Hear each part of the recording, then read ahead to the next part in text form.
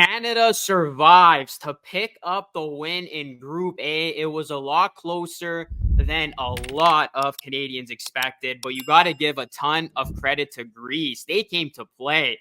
That was a highly entertaining game, wire to wire. Every time it looked like Canada was going to pull away, Greece just kept coming back, made a run there at the end. And things got very, very interesting in the final moments of this game. But Shai Gilgeous-Alexander coming up big, hit a couple of clutch shots. Lou Dort, he hit a 3-2. Both he and Shai had a sequence there at the end where they hit key back-to-back threes before Greece made a run. And then Shai made another big shot in the final minute of the game. But Canada, I mean, they win 86-79. They were expected to win this game comfortably. Certainly wasn't comfortable because Greece, I mean, this was a team that they got hot from deep early. And then Giannis Antetokounmpo, there's a reason why he's one of the best players in the world. It helps when you have a player like Giannis on your squad. It doesn't matter if this is the only NBA player on Greece. Giannis, he put the team on his back, had a phenomenal game, 34 points. 11-17 from the field. He was 12-15 from the line. He helped basically foul out 3 Canadian starters as Brooks, Dort, and Powell all fouled out. It really looked like the Canadians were crumbling there at the end. But again, big time shot making, particularly there at the end from Shai. And then RJ Barrett, he led the Canadians with 23 points. He was Canada's best player.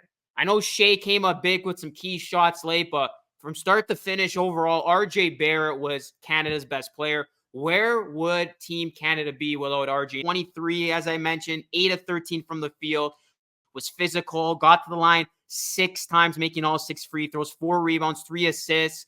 He made the first bucket of the game for Team Canada, their first since the Team Canada team from the Sydney 2000 Olympic Games. And fun fact, RJ Barrett's dad was on that team. And then RJ Barrett had the first bucket for Team Canada in this game, and then he ends it with the last bucket of the game with the exclamation point. As Canada, they did lead throughout despite Greece making it close. So RJ, he had a nice game. Shai, as I mentioned, came up big when Canada needed him to. Overall, he finished with 21 points, 7 assists. Dylan Brooks, 14 points. He tried to do his best against Giannis, making it as difficult as possible for him. He had 3 3-pointers in this game before fouling out, and I loved it. Dylan Brooks on one of the threes, he blew a kiss courtside. And if you're wondering who he blew that kiss to, Dwayne Wade was there, sending a little bit of a message to the American team as outside of the Americans, Canada has the best odds to win gold. Really, Canada,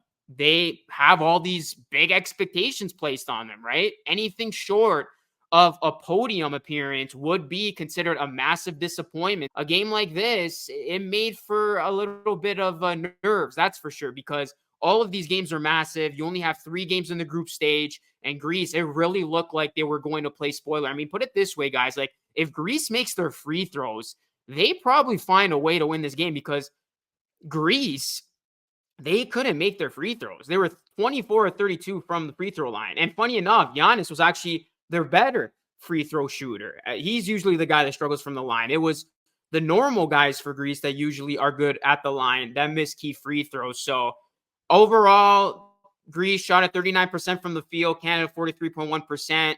As I said, Greece got hot from deep early, but then they cooled off, finishing just 28% from 3, Canada 32%. This is a good game in a sense because you want to be battle tested early. I know everybody wanted to see Canada run away with this thing and it not be, close there at the end. But at the same time, you want to get tested early. And for this game to happen in the first group stage game, this is going to really now get Canada geared up and round them into form so they're prepared the rest of the way because this was considered the group of death. So again, if Canada somehow lost this game, it would be all of a sudden panic mode with this Canadian team, but they get the win, battle tested. They were able to come up big late, which you like to see. You want to see how this team's going to high stakes moments, and Canada, they get it done. They get the win, and now they can build off this, make the adjustments that they need, and hopefully they can go on to win their remaining 2 group stage games. as they will be taking on Australia and Spain. Jamal Murray, he didn't start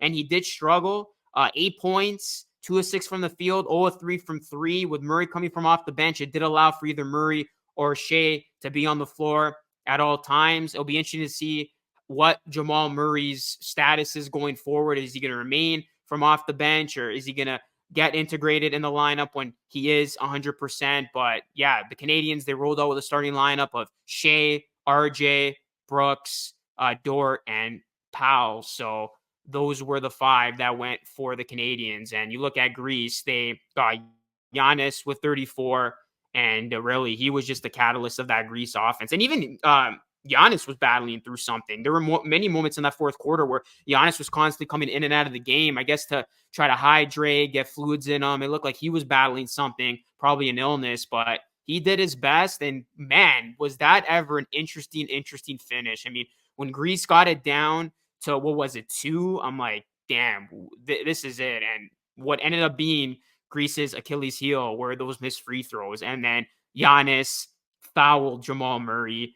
And then Murray, he didn't have the good game, but at least he was able to close it out at the free throw line before RJ obviously had the exclamation point there at the end. And then both sides getting into it. I don't know what was said, but yeah, a little bit of a heated finish to this one. And the crowd was just phenomenal. It was obviously a pro-Greece crowd. I mean, a lot of Greece fans in attendance. It seemed like it was a super road game for Canada. They were in hostile territory. And yeah, I mean, this thing came down to the very, very end. And you got to give Greece a ton of credit once again. Every time the Canadians had a double-digit lead, you felt, okay, this is when they're going to pull away, especially there at the end. They're up by 12, but Greece, they kept chipping away, despite not being able to hit the three-point shot as well as they did to begin this game. So, yeah, this is a tough team. And we know in FIBA, I know when you look at the rosters at just face value, you think, wow, how did Canada struggle with a team that only has one NBA player in Giannis? But